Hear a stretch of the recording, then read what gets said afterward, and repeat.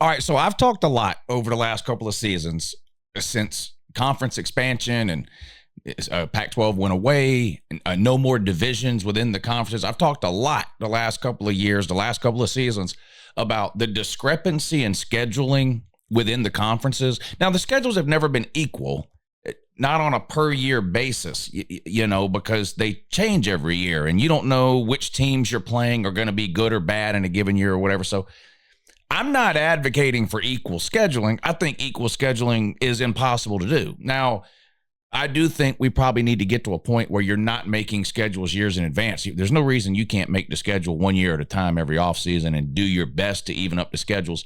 But we've talked a lot about which teams seem to be getting like the short end of the stick, so to speak, when it comes to the scheduling, right? Last year, all anybody wanted to talk about was Florida and how hard that schedule was.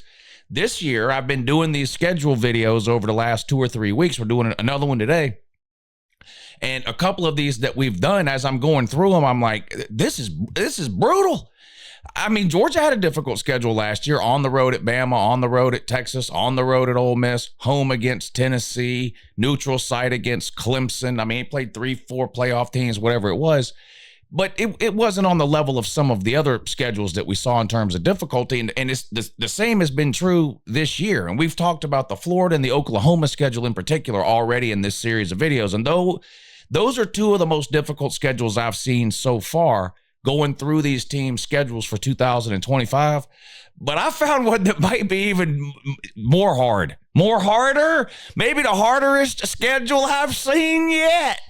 This almost looks like it was done intentionally.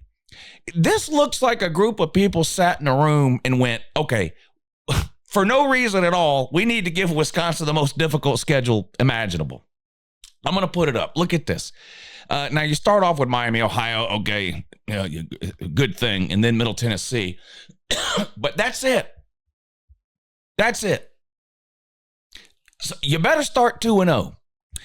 Before we get into the schedule, something crossed my mind today.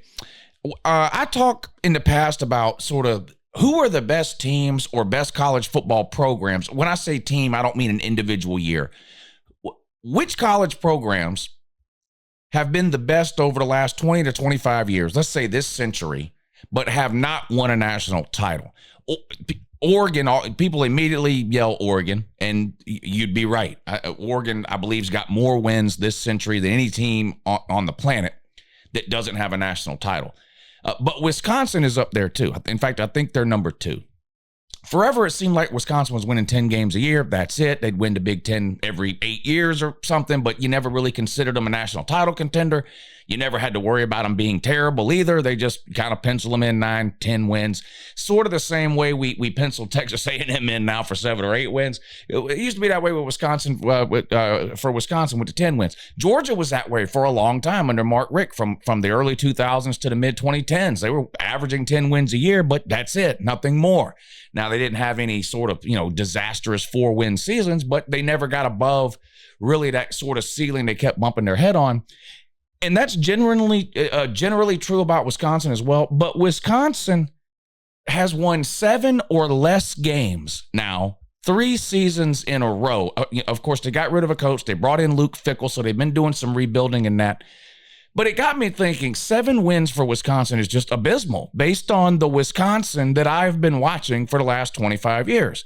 So I looked it up.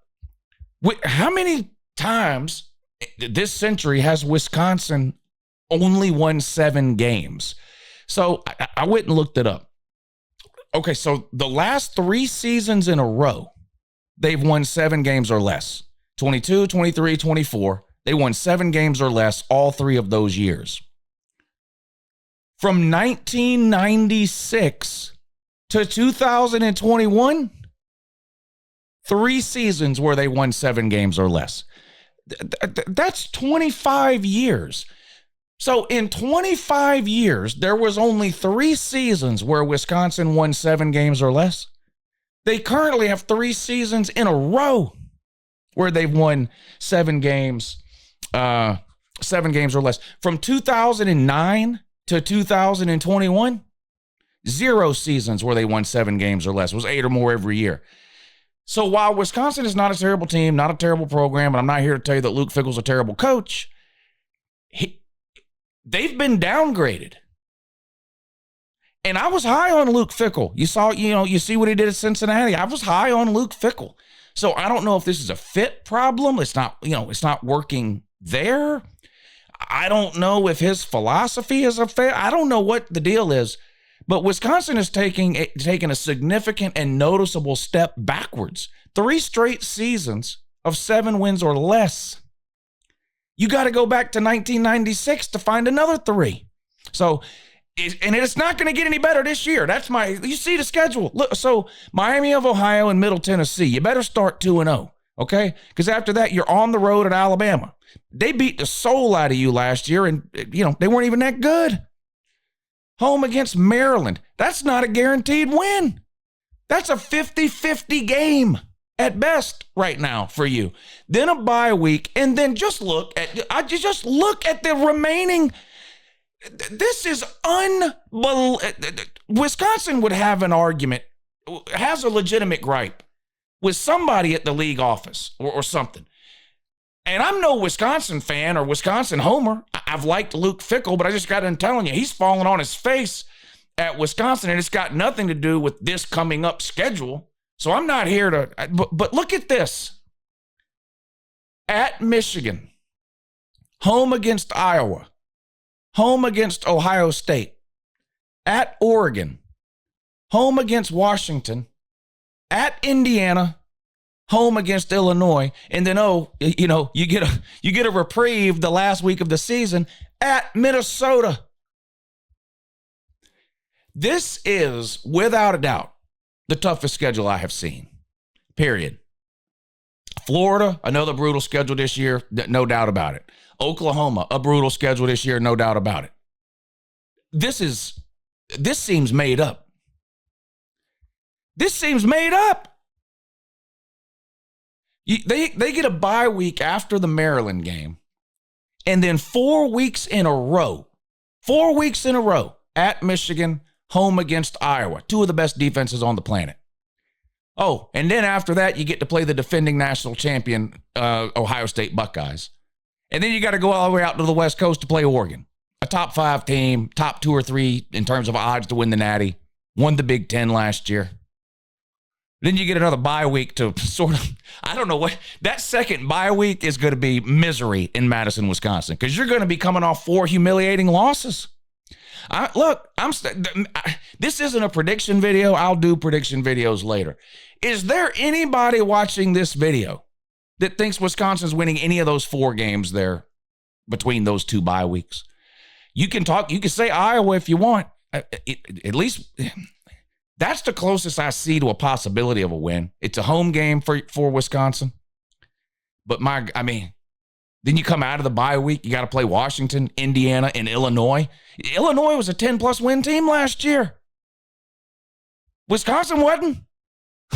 Indiana made the playoffs. Washington's your best chance to win out of those 3 on the road at Minnesota to end up the year. This is...